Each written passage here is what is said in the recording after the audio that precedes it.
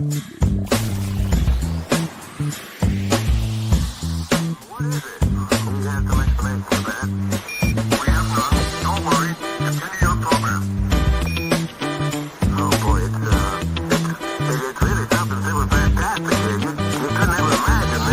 to Planet Pluto Psuedo.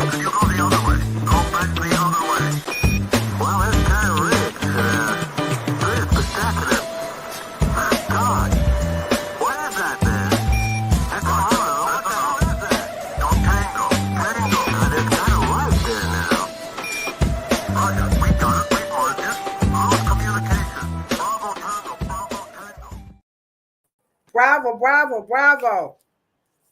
Tango, tango, tango. Hey, hey, hey, hey, hey. What's happening? What's happening, good people? Y'all know who it is. It's me, your homegirl, Adosha Wright, a.k.a. Key Lolo. All right, and over there, y'all know who it is. Let me put my finger. I gotta put my finger like right there. There it is. Cheryl Morrow, the hair oracle, is in the house. Welcome, welcome, welcome to our official 20th. That's right. We up to 20 now, Cheryl. You ain't gonna be able to tell us. You ain't gonna be able to tell us Nathan. You know what I'm saying? They ain't gonna be able to tell us Nathan. So we're up to our 20th episode here on planet Pluto Psuedo. And so if this is your first time joining us, welcome. If you are returning like our homegirl, Miss LB is in the chat, welcome back. And so again, I just want to share with you all the purpose of this wonderful podcast, Planet Pluto Psuedo, is that this format is specifically geared towards your licensed professionals and your hair aficionados, or if you're just like me, plain old nosy, and you just want to know more about hair, try to get a clear understanding of what's happening with the Black hair care industry in America, because right now, we don't know what the French toast and bologna sandwich is happening. So this platform, we're trying to iron it all out. You know what I'm saying, Rashida? What's up, Rochina? We got ATL is in the building. That go our homegirl, Rochina, is in the chat. So you know what I'm saying, LB? We just trying to, it used to be a blues song to say, let's straighten it out. They don't know nothing about that.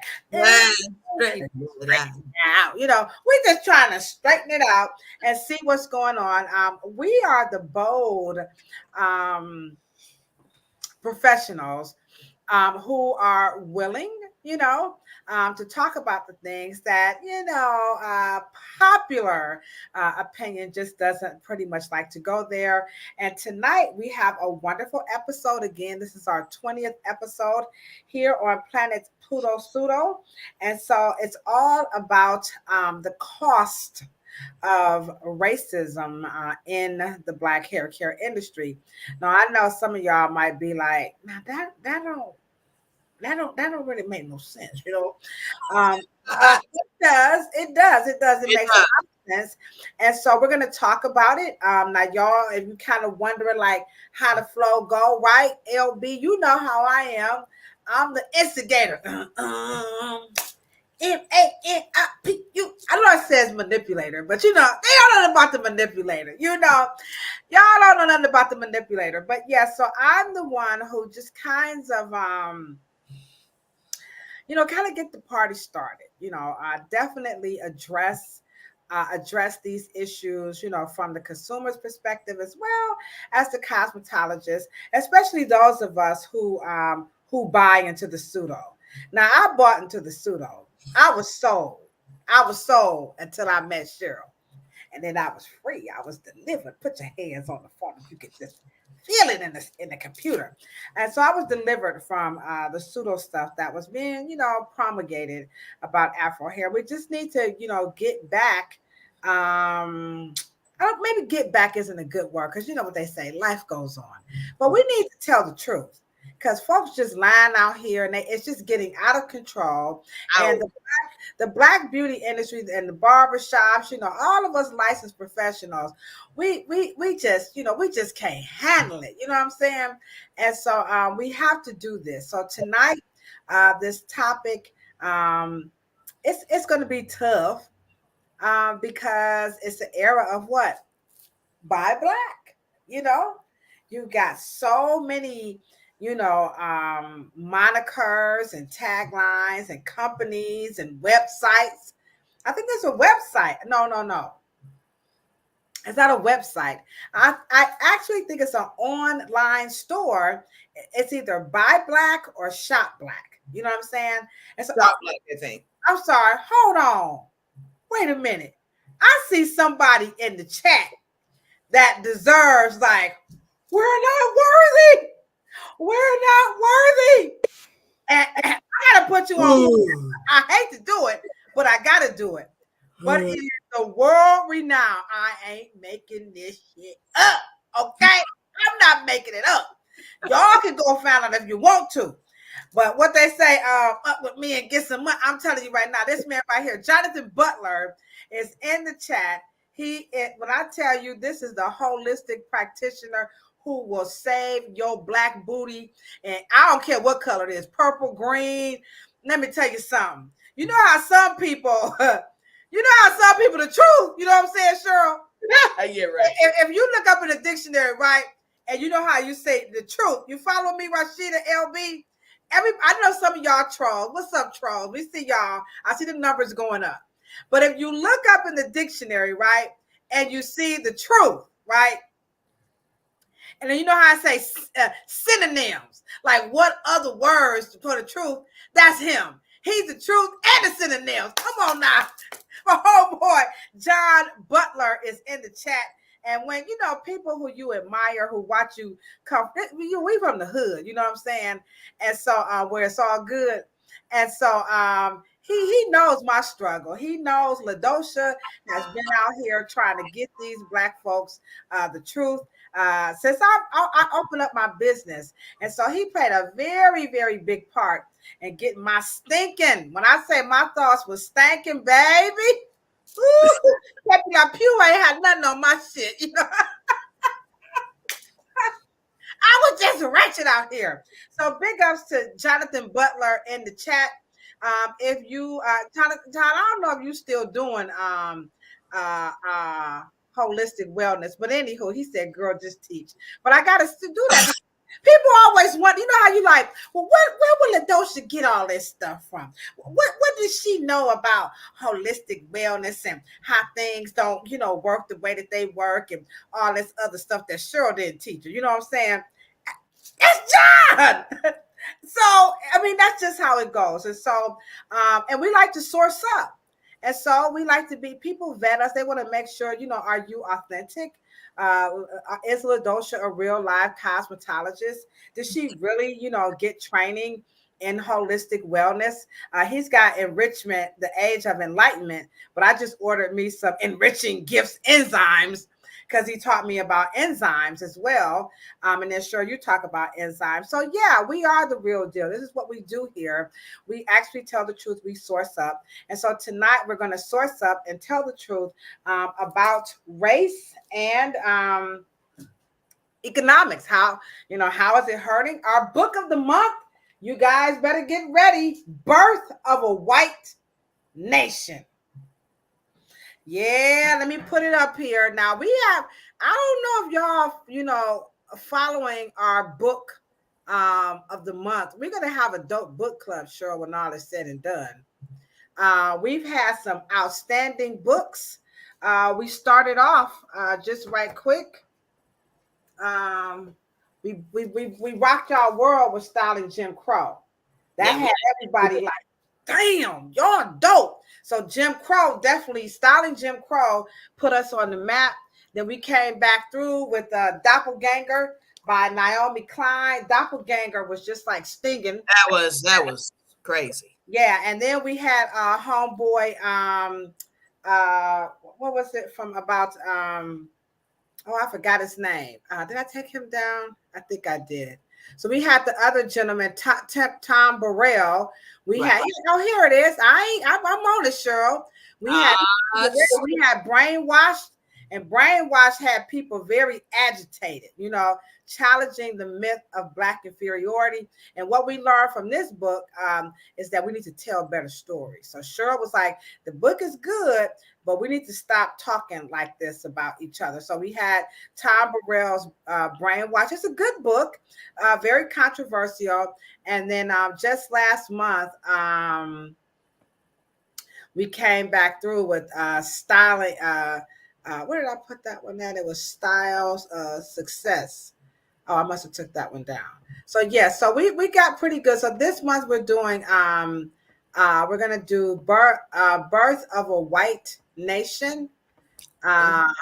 And this is by Jacqueline Bachelor. You can watch her on YouTube, but the book, you know how they say the book is always better. So the invention of white people and its relevance today. And so tonight's topic is going to be pretty, it's going to be pretty tough, a little tense, but we need it. We need to have this discussion about racism and the economy and all that other good stuff. But before we get started, we got to get real, right? So we're going to go ahead on. And we are going to get real. You ready to get real, Cheryl? I was ready. All right. So here we go. Let's get real. I think we should get real this time with Afro monstrous, the monstrosity of an Afro, but with artificial intelligence. Okay. So this is how AI, would rock an Afro on a monster. Does that make any sense? Okay. Sure, like I don't know. Okay, y'all watch this. Here we go, y'all. Here we go. Get really Afro monstrous with AI. Here we go. Get real, because I bet you didn't know in the new Godzilla, he rocks an Afro. Come on now, dog. Come on, man.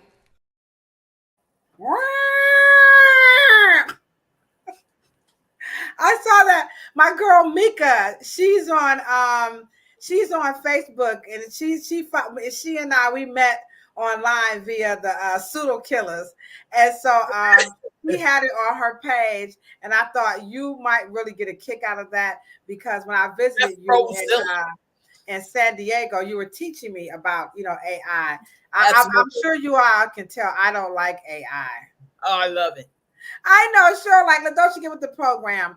I'm still old, y'all. I just think humans. I don't laugh, Rashida. First of all, AI is dead without a human. Come on, y'all. I know. Get it together. Get it together. Okay. Whatever you say, Rashida. Like, y'all just wretched out here. All right. Okay. Here we go, guys. We're gonna get real again. Okay. So this one, you guys are gonna love this one. If you smoke weed, you might like this one. If you don't smoke weed, you know what I'm saying? Maybe you eat it, you know what I'm saying? But anywho, here's a take on hair that gets really blunt, okay? I done knocked my glasses off. So, for hair that gets really blunted, okay? Here we go. Let's get real blunt. You're going to love this one. And obviously, you don't want to keep holding the fire over it. It's real quick. Just singe. Basically, you're just singeing off the hair. See? Come on now, dog. Come on, man. Okay. I mean, you can roll your blunt. Your hair could be your... I was just trying to get real creative because, people love Mary J. I don't smoke marijuana, but you know what I'm saying? You don't like it. I mean, he had something going on there with the fire, and, he was singeing it. And why? He doesn't like the frizz. Let me show you again. Here we go. Wait. That's not frizz. That's just hairs that's not in the lock. No, he wants that lock. You just take a scissor and come on, y'all. Come on now, dog. Hear what Rashida said. Rashida said, now you know when the Muslims say what the ham sandwich, it bad out here, you know, the Muslims don't mess around with no pork, okay? And so she like, what? Now I gotta just say this. What the ham sandwich and French toast is going on out here? So so there you have it. There you have it. We're gonna go ahead on and move right along on that one. So that was those were pretty good. I had some other ones, but we only want to do two. Sometimes I want to push it to three, but in essence of time, because we don't want to keep people here too long, I only did two. So there you have it. Oh, by the way, I should mention that I did get a email from YouTube who congratulated us for how fast the channel is growing. And so they gave us one of those stickers, which I got to put up there. So YouTube has awarded us with a sticker saying, Cheryl, you know, Afro Hair Science, y'all on the move. So if you see us popping up into y'all little, you know, search, hey, how y'all doing? We're doing pretty good here. And so, so thank you, YouTube. We appreciate the love. People don't like YouTube now. You know, Cheryl and I, we are not influencers. By no stretch of the imagination. But YouTube says we're doing a good job considering we're not paying for all of this stuff. So yes, so thank you so much, guys. We appreciate the compliments. So thank you again, YouTube. I know y'all watching us. So anyhow, I wanted to say that. So with that being said, we're going to hop into the topic. Let me just show you a clip of our commercial about the topic. And then that way, that'll give you guys a good idea of what the ham sandwich that we are talking about. What's up, Mr. Abdullah? I'm so glad you came through because this is your type of a topic. Mr. Abdullah loved to make money, sure. I can't tell you this man. He sent me stuff about money that I can't even digest. All right, so here we go. Here's tonight's show about racism and its impact on the beauty industry. Here we go. The economic cost of racism. A college graduate Black household has less wealth than a high school dropout white household. Well, the N-word is one of the most contentious in the English language. So get ready to think about racism from an entirely different perspective. When you look at the American economy, race is everywhere. But the struggle for equality was also about money, about economic opportunity long denied. How do you view programs such as, hey, buy black? Race is more than a biological category or a social category. It has become an industry with its incentives and agendas. Real confrontation for black people, which is white people. As though our lives have no meaning and no depth without the white gaze. Board your motherships for an episode you don't.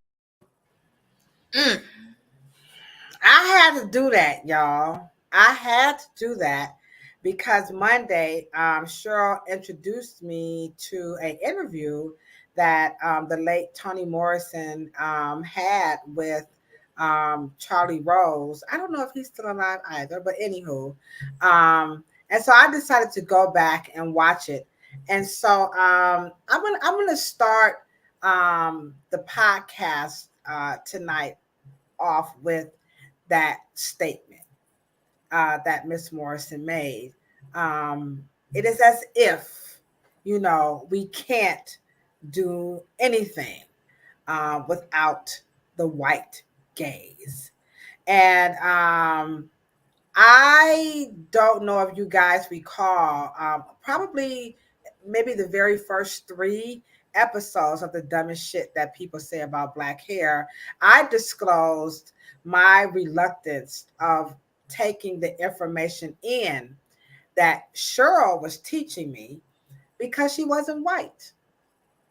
I felt that if a white person would just say half of the stuff that Cheryl was saying, then maybe Cheryl would be 0.5, you know. Not all the way. She wasn't worthy of half of the truth, but maybe some of what she was saying was true.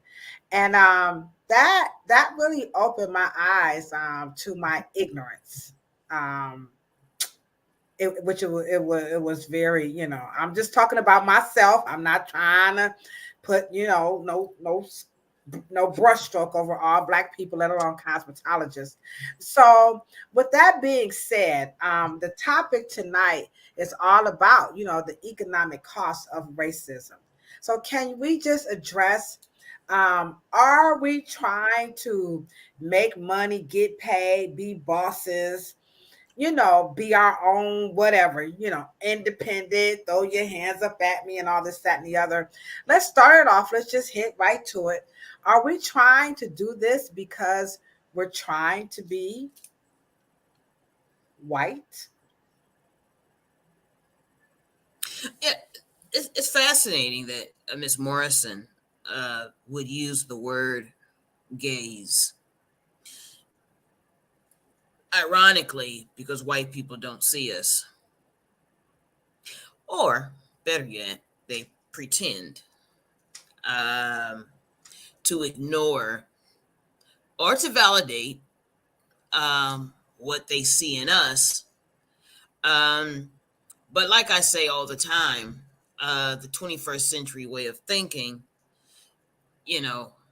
I do think that this generation of Black people that are on the planet now do feel a sense of anxiety about the way we've been doing it, the way we've been talking, the way we've been sharing, or teaching, educating, is not quite doing it. It is not moving us. It's not moving us, regardless if it's backwards, sideways, forwards. It doesn't even make a difference. I think that there is a consensus that we are motionless, stale, stagnant, or whatever other word would you like to, a person could use. But I do believe that once you ignore, give a person a silent treatment, or refuse to acknowledge their presence, the more and the longer you do it, the moment you show them, as Miss Morrison would say, a gaze, we treat it as if they have given us an award, they have given us a class, they have given us status, they've given us merit, they've given us a house, they've given us all of these advantages that is supposed to come with American citizenship, right? And now we are a part of the community and the neighborhood, the Joneses, so on and so forth. But the key is to understand the law of deprivation. You deprive someone so long, so then when you let up a little bit, they think that you've given them all of these advantages. Okay, so now I'm good, right? Right. And you don't really understand that by the time that they are letting up, it's economic. So when you say it's economic, you mean they're letting up because now they won't in. Is that what you mean? I'm talking about segregation was not profitable. Segregation was not profitable. That's very interesting. Right. It's funny you would say that because a lot of Black people would beg to differ. A lot of Black people felt like we had things were better for us when and of course I'm talking about the greed of the oppressive class. I'm not talking about it was profitable for well, I'm not saying that statement towards Black people. I'm saying when an oppressive person decides to say all of a sudden, hey, you really do deserve rights. They're not doing it for your well-being. They're not doing it because it's justice. They're not doing it because of respect. They're doing it because it's not economically sound to do it anymore. Wow. Cheryl, you always bringing it. You always bringing it. Speaking of bringing it, I want to bring a super duper shout out to my nephew Cooleyman who says I'm tonight, Auntie. So what's up to my nephew? Big up, big up, big ups, Kuliman. So in that scope, that it was an economic advantage for them to open it up.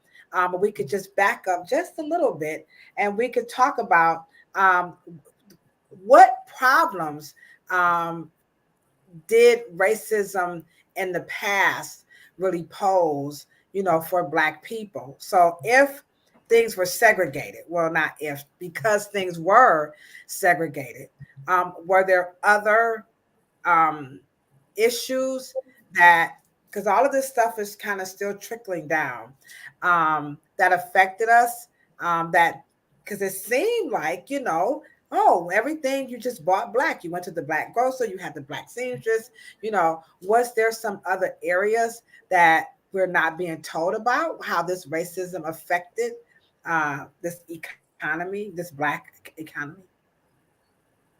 Well, I think that we set the precedence when we were talking about it on the dumbest shit.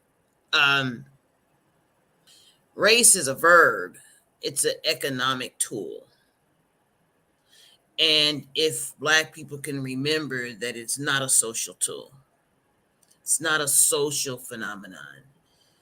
Racism is a verb. It's a function. It's a tactic. It's a strategy. It doesn't. You're talking about bigotry and hatred and prejudice. That's what you're talking about. And I think interchangeably, Black people keep using the other one. The moment it is not economic feasible to oppress something, you stop doing it. I don't give a shit. That's why I like talking to you. I hope y'all following what she just said. She said the moment that is no longer economically feasible, now they want to rear it up, because we know that, the whole Reconstruction thing was all about Black people saying what? Well, we done built everything. We done fought these little Confederate, the Yankee, wars, and we can't get none of this action. You know what I'm saying? And so to the historical point, America was like, hell no, y'all ain't getting nothing. Get back on that plantation and stay in your place. So here we are. We're still, it's still some Black codish, Jim Crowish stuff going on in the economics of America, especially when it comes to Black hair care. Would you not? Do you think that some of that is still not happening? Right, but don't confuse the Jim Crow era with racism. Jim Crow was about whiteness and classism. Racism is about resources. It's economic. Does that make sense? Because I just told you, you can change the economic reasons why people do things, because when it's not advantageous to do it anymore, and if it doesn't pay, people just stop doing it miraculously. But when you're talking about bigotry and hatred and the development of whiteness and prejudice, that's in the hearts of people. They actually think they're better than you, and then they have some secret inferiority complex, and they want to have an advantage over you because of their whiteness. It had nothing to do with racism. It's capitalism. It's a race. It's resources. It's power. Prejudice is that there would be a pride in a poor white man that would not be in a rich, educated, PhD Black man. Does that make sense? Doesn't.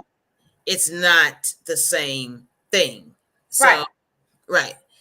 And it's like the situation with the president or the former president of Harvard. When white men talk about that, they see Harvard as a hedge fund, right? They think that how can a black woman run something that is worth $80 billion? That is their secret. It's a secret thing. But it has nothing to do. That is bigotry. That is hatred. That's something that you can't fix. There's something that is anthropologically triggering white males that think that certain positions threatens their position. That is not racism. That is bigotry and in prejudice, right? That's preference. That's preferential. that's a preference. You can't get that out of them. It's inside of them. Racism is a tool. It's a mechanical, technical tool, an economic tool to remove and move assets and resources and wealth and power. And so that's why sometimes I get frustrated about talking about the price of racism, because the conversation in black think tanks and sometimes panels or whatever the case may be, they're not talking about what they're talking about, because they're yeah. Yeah. I see that. I see that. I see that. Before I'm gonna put your point up. Ephraim just went really ham in the chat. But to your point about how white people, feel about their space and the place when it comes to working and giving access to Black people, and also using race as a tool. And remember, the book of the month is what? Birth of a White Nation, the invention of white people and its relevance today. So I'm just going to come down here, and we're in the intro of the book. And I believe this is like 28, on page 28. And so she's I'm just going to read just a little bit here. She says a growing number of landless free Europeans were increasingly frustrated by their inability to obtain land or otherwise realize economic gain in the colony. Both British and international law failed to protect Africans or any conquered people from slavery. And African and European laborers and free united in opposition to the land-holding elite in Bacon's rebellion. And that's how it started. So to your point, that race was a tool that they've used to create this term or word called white people, when they saw the poor white laborers and the African laborers coming together to say, show me my money. And then they created this thing called white people. To, like you said, to use this as a tool. So how are we confusing race and bigotry? And you said we're not talking about it. So how are we getting this mixed up? Because I thought that was race, but you said no, that's bigotry. Right. Well, because normally we talk about it in the confines of emotions. So when I'm emotional, it doesn't make a difference how I compartmentalize. I just want to talk about it, and then I'm talking about everything, and then I'm talking about the fact that, there's dishes in the sink. I'm not talking specifically about the knives, forks, separate from the spoons, the bowls separated from plates and cups versus mugs, right? You're just talking about that there's something in the sink. And I'm mad about it, period, in the story. And, and let me just say this. We talk about it all the time. I don't think that the art of the plantation is taught to Black people. I think that, once again, we're emotional about it. So we just say that the fact that we was on the plantation, and then we just skip over it, and then we were free, and then we didn't know we were free, and then the proclamation, you know what I mean? We just make this whole very large, we just take big chunks, and we don't critically analyze it.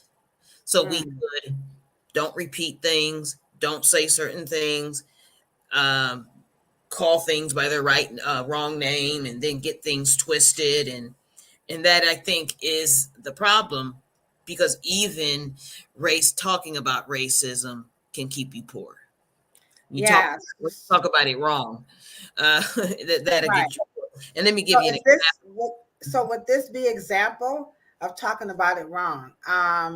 Illegally stealing from communities, suppressing and oppression of education, and the acts of inhumanity were all presented.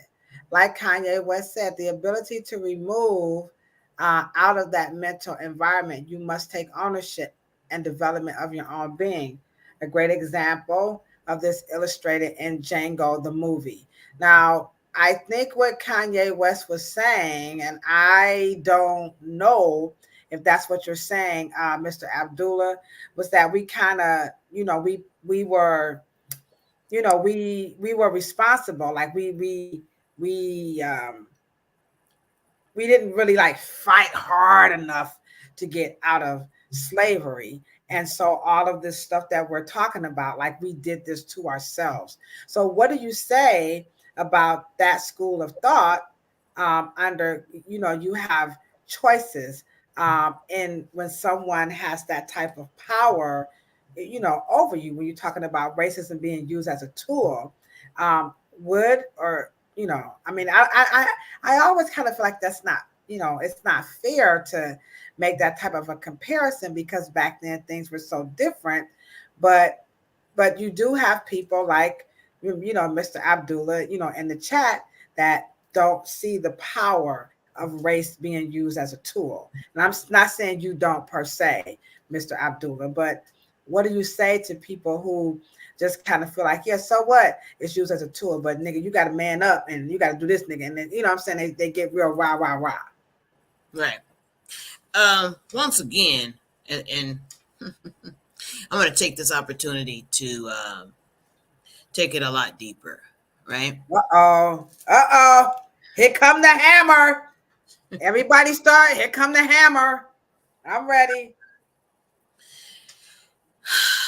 It is very easy to, and I want you guys to realize that Kanye was in his ego flight or flight mode talking about that subject. It's the saying, there's a saying that when you believe hypnosis is fake, you're already under it by the time you determine that, right? But it is very egocentric to say, I'm going to physically and egoically and work and effort my way out of slavery, when that was not what put you there. It's a phenomenon that we will say we were, let's just say for all intents and purposes, right? We will say that we were stolen, and then it's my responsibility to get out of it. And that is a very emotional way of, it's almost cathartic in a way, that because you're suffering, you have the responsibility. You never talk about the psychosomatic, neurotic, narcissist son of a bitch that put you there. I don't know why we keep talking about we have to fight. No, you have to talk about the shit right and deal with the psycho health of a person and well-being that wants to own another person. And now that you are in a position to deal with the level of deep psychological trauma of a person who wants to look at you and say, if I own you, I will survive. I don't care about your survival at that point. All I know is that I need this. That is capitalism. That's racism. That's power. You can't talk about, I put a crab in 10 crabs in a bucket, and then now they're freaking out, and then now it's their responsibility to get out of the bucket. It just doesn't make sense the way we talk about things, and it's not critical enough for us to stop to make sure that we don't do it again. Because if we keep thinking that by pure might and willpower and ego and work, the asshole that put you there never worked. You did. Right. That's the part that I just He never worked for his power and advantages and privileges and benefits. You worked for it and then gave it to him. And so it's remarkable that we don't take time, and maybe it's a curse of how we're educated to think that and I don't know if you guys have ever taken time to look up the phrase picking yourself up by your bootstraps. That's actually a negative. That's not something to say to somebody. It's a banking term. When a person invests or divests against their best interest, bankers say it's like picking yourself up by your bootstraps, physically knowing that that's not possible. But yet Black people say it to each other. And it's just that herein lies the problem, that we need to just stop. Just stop. Yeah. I even read the story. I listened to it. I should say I read, but I listened to it on was it like PBS, that the person who even kind of coined that, like, he was broke as hell. Like, he was not even the person to be telling somebody that you need to just trud through, because he had all of these financial problems, and he was like, just anywho.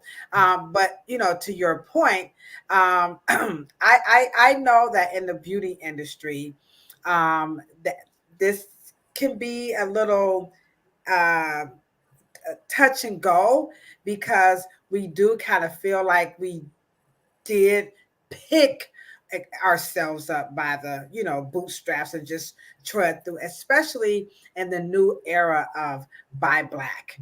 And I don't see this anywhere more so. Maybe the food industry, I do see that in restaurants, but nowhere like you see it in hair, to buy Black as a way of trudging through. So, and because the topic is about the economic situation with racism, what does it mean to buy Black? Is this a good thing? Especially for us in the beauty industry, we're making our own, hair care products. We got makeup, lipstick, nail polish. People got clothes, gear, and it's just like buy Black, shop, local, but buy Black. How is this? Go back at you. Let me ask you a question. Do you believe that Black people asked themselves that during segregation? You mean, did Black people ask themselves to buy Black? Was there a sign that said support your Black business during segregation? No, I do not think that happened. Why? I think because it was implied that, well, it was segregation, so you couldn't. People didn't want to sell to Blacks, and when Black people did have stuff, Black people made stuff, made what they needed, sold what they had to offer, sold services, and they built towns. You were segregated, right? Right. You didn't need a campaign to say we're segregated, and if you don't buy Black, you won't have shit.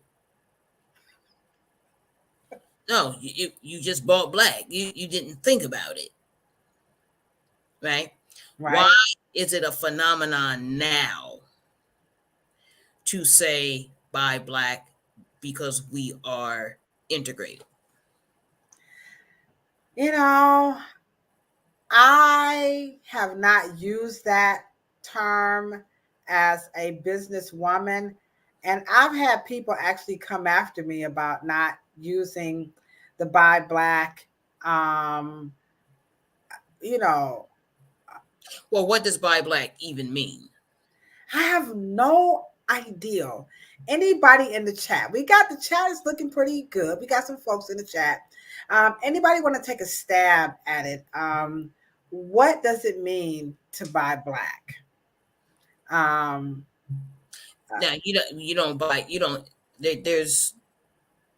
we buy black in hair care because we go to a black person. So we don't need to say go to a black hairstylist. Okay. Here right? we go. Say it again. I'm sorry. You don't need to say to a black woman when she needs to get her hair done and she wants to get her braids. You don't need to say, remember, go to a black one. No, but Ephraim says black guy, you don't need to tell a black man when he needs that fade up.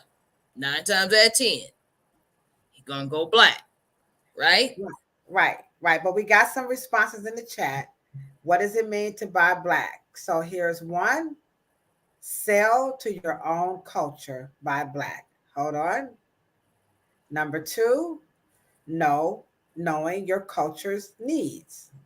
Number 3, circulation of our dollars. That's what it means. Thank you, guys. The gentleman is rocking it out with us tonight. Okay. That means that, do you think that we had a behavior? At first, we had the behavior. Now, I know you guys want to say, well, we had to. What does that mean, we had to? You don't have to now. Right? And you did it before. So what you're saying is that white people have to force you to do it? And I know that that is a question because you did it in history before. You bounced your own dollar. You did it already.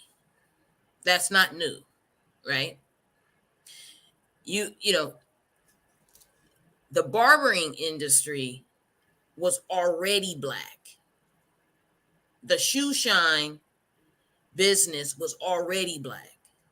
The service business was already black. The domestic business, the domestic industry was already black. You're the only race of people who were put on a box that could sell products at any time and any place. You did it already. Now, I think we need to, did we forget? Now, we can say it if we forgot. We can say it. Maybe we forgot, but we actually need to say something else so we can get it out of our chest. But buying black isn't it, right? We should say something else, but you don't like the term buy black. Well, it doesn't matter if we, why don't we say this? Do we buy white? Uh-oh. Do we buy white? Do we buy white? Do we buy white? Come on, black people. While you're waiting and you're pontificating on your response, how about you do this and partner with us to help change the narrative about the economic cost of racism by doing this?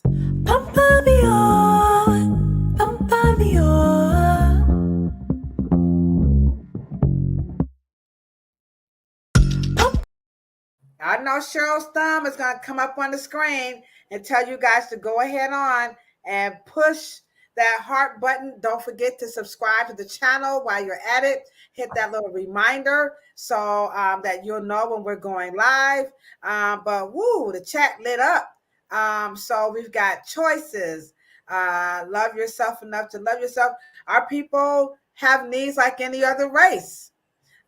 We try to assimilate all the races. Oh, here we go. All the other races don't say it because they know their culture.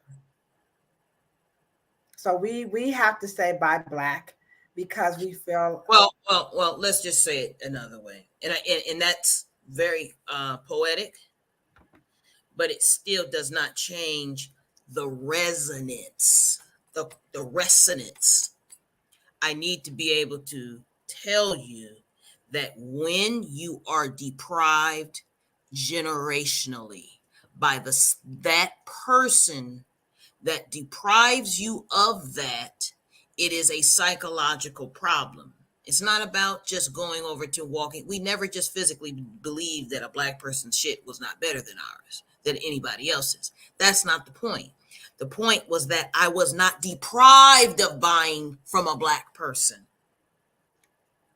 I was deprived of buying things from a white person. So now I want to do it. The moment a Korean follows you, makes you feel less than, mistreats you, suppresses you, and disrespects you, you as a black person is going to prove to them, and you're going to make them take your dollar. Instead of saying, oh, I don't like the way they treat me, I'm going to go. The point is that the black psychology is that the more you're suppressed, the more you want to do the thing that is against your best interest.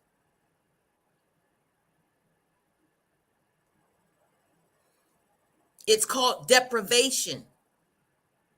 They deprived black people of a job so much, so when you get it, and then here's the trick, and this is why think tanking and critical thinking is so important.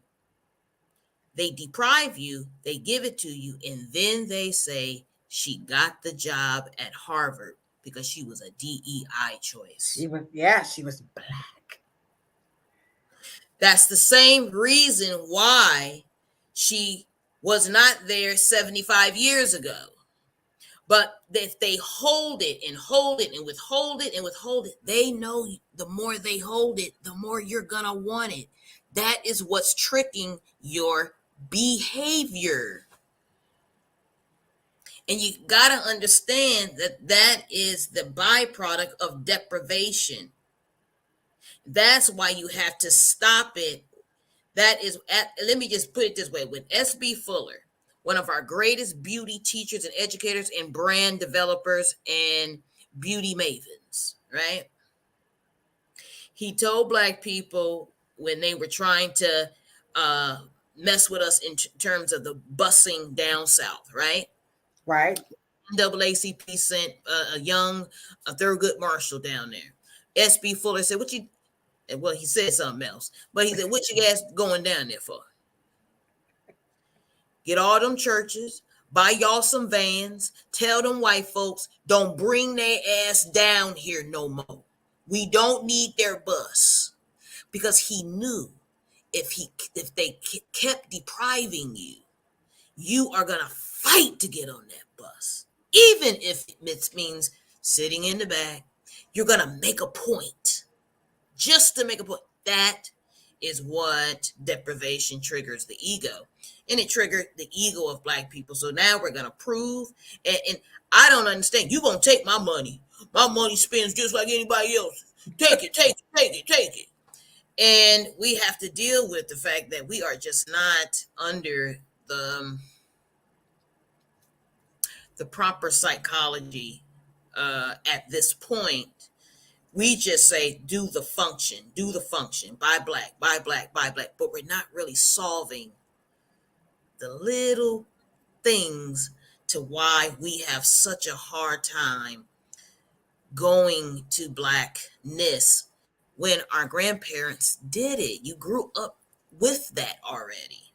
Well, maybe and you still do it in certain industries. Church, right? Barbering, hairstyling. You're not gonna go to a white folks soul food joint. Okay, there are certain places that we still are programmed. Well, maybe Mr. Abdullah has a point to what you're saying. We must grow into our humanity and love and respect the culture of oneness. Is that where you're kind of going with that? We're already doing that. Okay. Let me just say this. Individually, black people have the strongest individual self-esteem. Me, myself, and I. Yeah.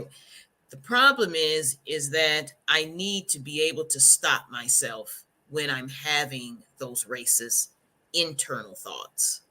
And I need to realize that I didn't put them there. You didn't put them there.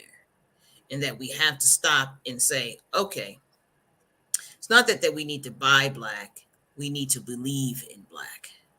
And the individual, we can have a kumbaya, and we can pray, and we can do yoga, and we can do African yoga. We can do all of that. If we're not understanding the tricks and the games and the mind games and tricks and the economic tricks that now has gotten inside of us, that we play on each other now. And those Black power words sound great. We just don't have the psychological dynamics yet, and the willpower to see them through, because we think that we physically walk over and we order something with Martin Luther King's face on it from a Black person, that we have fulfilled. Stamp. Yeah. And it's the scratch and sniff, and that's what we have to understand, is that maybe, and LaDosha, you admitted it. You said, I had to be talked out of that, see what I'm doing that I wasn't conscious about, ask myself, what is that about? Why can't I be educated by a Black person who looks like me? Because, and then when you understood, and then you got logical, then you got cerebral. It's a process, and I don't think we really have time to do that on every subject. And Mr. Abdullah, I understand. And I think that I think we got enough spirituality. I think we got more humanity to go around for the world 5-6 times. I really do think that it's a little more psychologically more sinister, that I don't think that we're conscious of. I think that's my point. Well, we got to a nice cool 11 o'clock. So what I want, that went through kind of pretty fast. Some super duper shout outs again to my homeboy Ephraim. We're definitely going to be in touch. My big brothers in the chat. LB, we always love you. My homegirl Rashida. We had John Butler dropped in to check us out. Ernisa Barnwell, what's happening? So we definitely appreciate you all's supporting everything. And again, a big super duper shout out to YouTube for recognizing our unsolicited efforts, because we're growing our channel authentically. Not that we're above paying for some advertisement. I'm just telling you guys the truth here. So as we look at the economic, I do want to say one point. When Black consumers have a problem, especially in the salon, they prefer a white dermatologist. I don't know about that. I mean, in the hair salon, I hear so many complaints about, the inadequacies of dermatology, Black and white. And as a matter of fact, one of my customers came in from Atlanta today to share with me, that situation. But, we shall see. But in the scope of the economic cost of racism on the beauty business, by way of the whole buy Black thing, so what you're saying is we got to really look a little bit deeper or a little bit outward, on the whole buy Black thing, and understand exactly what is it that we're saying. And we also need to understand is when people keep saying no, no, no, and then we go yes, yes, yes. You know what I'm saying? But so as we wrap it up, do you think? Because the next week we're going to come back and we're going to talk about that inequality. So let me ask you guys a question: can white people buy Black? I think white people do buy Black. No. Well, Ephraim's got diversity in the chat. Okay. Well, what if there was more white people that did Black than Black people? Would that still help us bounce our dollar? Shan, you're in the chat. I'm putting on you. Y'all ain't gonna have me look. I done already spilled my beans on my stupidness. So repeat that question one more again. Would Black people feel the same way when white people start buying Black? Shan didn't say anything yet. I don't even know how to answer that. He said yes. The answer, he said yes. Right. Okay. That means that we'll have successful businesses, right? If they spending money, yeah. Right. Okay. Would you think that black people need to buy black? Would that be more relevant then at that point? Okay, he's typing. I can hear him over there. If you have repeat clientele, that's what Mr. Abdullah said. Okay. So it's not about us. It's about everybody's dollar. Right? But most of the time, the question is always proposed by a black person to another black person. What if Filipinos, Asians, Mexicans, Italians, Indians, they just started dumping billions of dollars into the black community? Would black people even care if other black people bought black? Well, according to Shan, hold on. My brother say that we can see the billions, but we still, Cheryl, I don't care about the billions. We still need to see some black people buying this stuff. No, actually, black people would buy then. I was waiting for that answer. You wouldn't have to train black folks. Black folks would just start doing what white folks do, Filipinos do, Mexicans do. Do you understand what I'm saying? So we have. Are you saying that as in high end? So like they're buying Chanel now, we want Chanel. No. I'm not saying we don't have black designers. I said, let me see. We don't pay attention enough, right? Uh-oh. We don't pay attention, right? Okay, so who was that? Who was at all them rock and roll concerts? Black folk. Who was at all them Motown concerts? White folks. White folks. Right? My point is that it's always when someone else pays attention. Now, we wanted to go there and they wanted to go here. You understand? So, when we talk about economics, and I'm not trying to put extra pressure on black people and say, well, y'all need to get better customer service. I'm not putting pressure on that because I know that white folks want to come. Now, this happened, right? So white people started moving up to Harlem, right? So one white woman with a Pluto, she gonna live on 110th Street. She now all up in Harlem and she's so comfortable. So she went 110th Street. So she went into the store and she was like, "Oh my God, I forgot my wallet. Oh, I just want to get a pack of cigarettes. Oh my God." Here come the black person.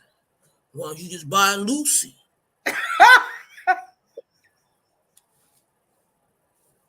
I can buy one? Oh my God, you guys been having a field day up here. Oh my God, why don't we do that on the east side? It's all about how you look at your shit. They think you up here living the lap of luxury. Lap of luxury. Oh my God, you guys are doing that up here? Why don't we do that down there? Oh my God, that is so convenient. Can I just say something to that? I can tell you how many times I have been in a bodega and the luxuries that we have in the bodega versus their stores. I can do that. I can get a Metro card right here, and I don't have and wait in line downstairs. When did this happen? Oh my God! You guys are living the life up here. Come on, Sally. Oh my God, come here. And we don't even know we got, you know what I mean? Because we don't look at our luxuries. We really have to start to really, truly start peeling back the layers of how we live. And I know. Okay. So let me just say to that. So another good example. My brother said that's hustling. Wait a minute. When they don't have $5 and their card don't work, and here come the era going, well, you can just buy 2 aspirin. She said, but that's a sample. I know we sell sample here. I know we're not supposed to sell it, but it's convenient. Oh my God. That's what I'm talking about. Who told? Is anyone else doing that? Don't make me pee on myself. Come on now. Cut the jokes. Cut the jokes. So here's an example.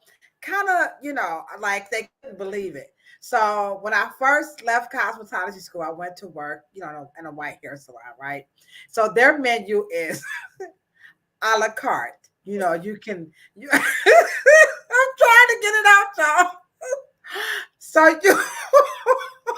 you can get your hair washed only. You can get your hair cut only. You can get your hair, flat iron. So the menu is a la carte, right?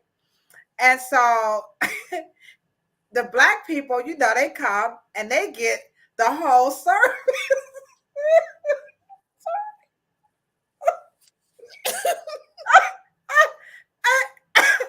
And wait, Afro, you know what I'm about to say, because he worked in them too. So come on, Mr. Abdullah, tell the truth.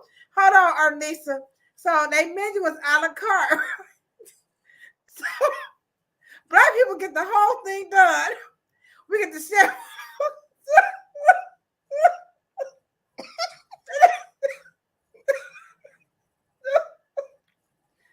Wait a minute.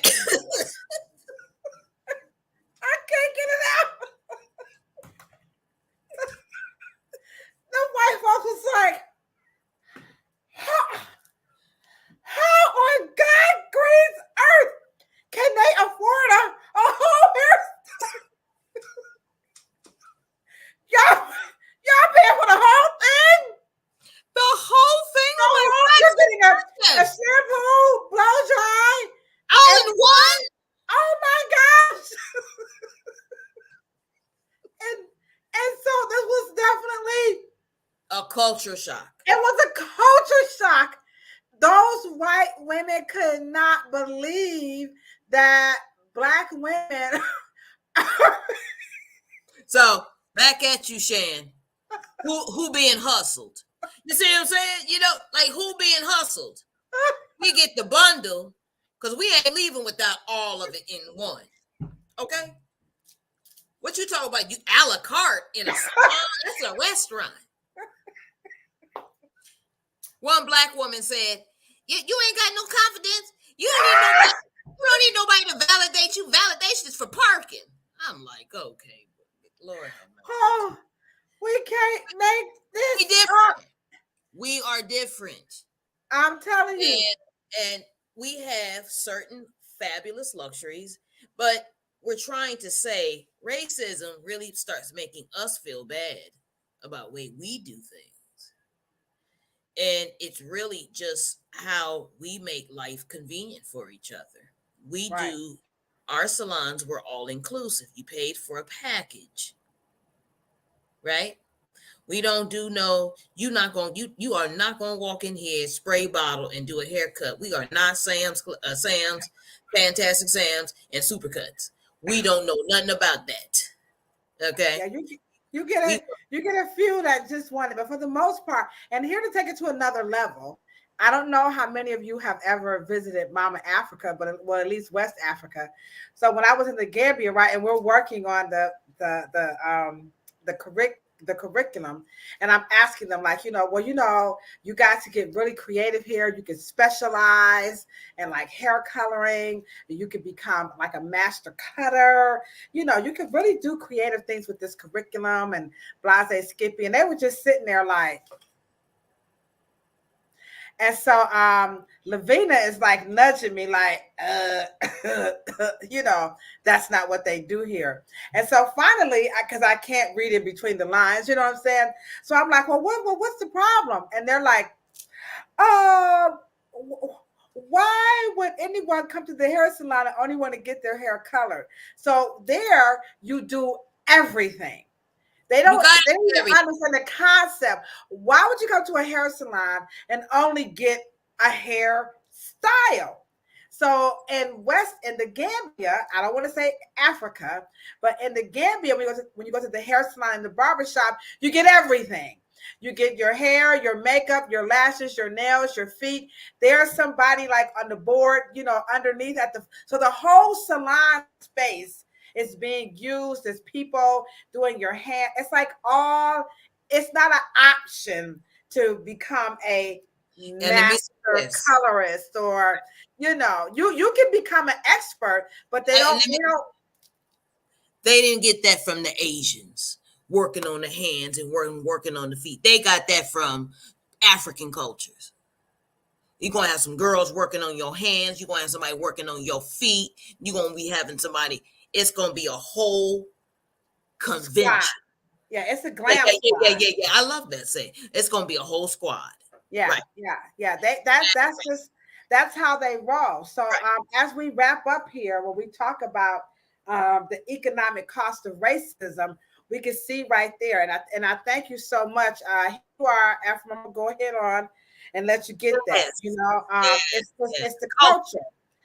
So when you remember what we just learned in this podcast, is that race is a verb, and it is the chosen verb here in the United States of how they move things, when they see like, we're losing. So now they want to, quote unquote, pull the race card. When we use the term race, we're convoluting it, and we're mixing it up with things like bigotry, like she said, preferential treatment. So we kind of have to, again, I'm just going to put you up again, Mr. Abdullah.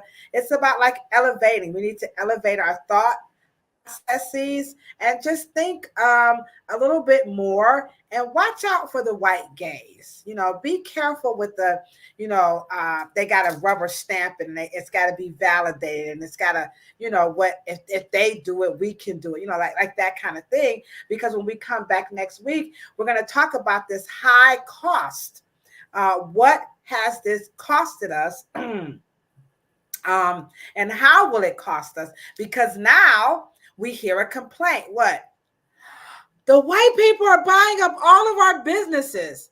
And wait a minute. And guess what?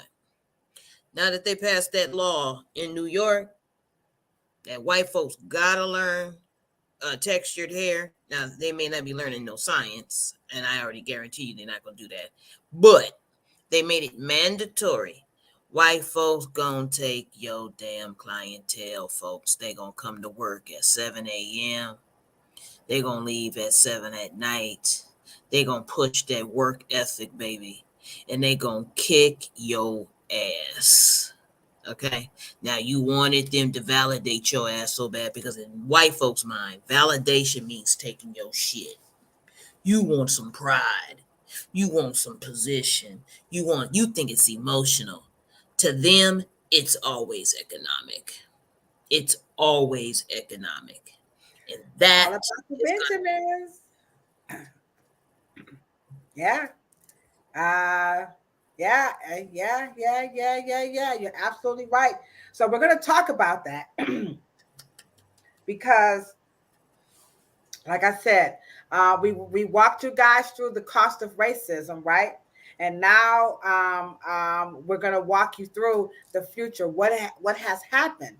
And this is what happens when we get emotional. You know what I'm saying? So we're going to do that. And then we're going to come back over on the dumbest shit that people say about Black hair. And we're going to talk about branding, because now we went through all the races, but now everything is for Black hair, for Afro hair, for Black. So we're going to talk about that. What does that mean? Is that a good thing? Is that a bad thing? So should we continue? Should we not continue?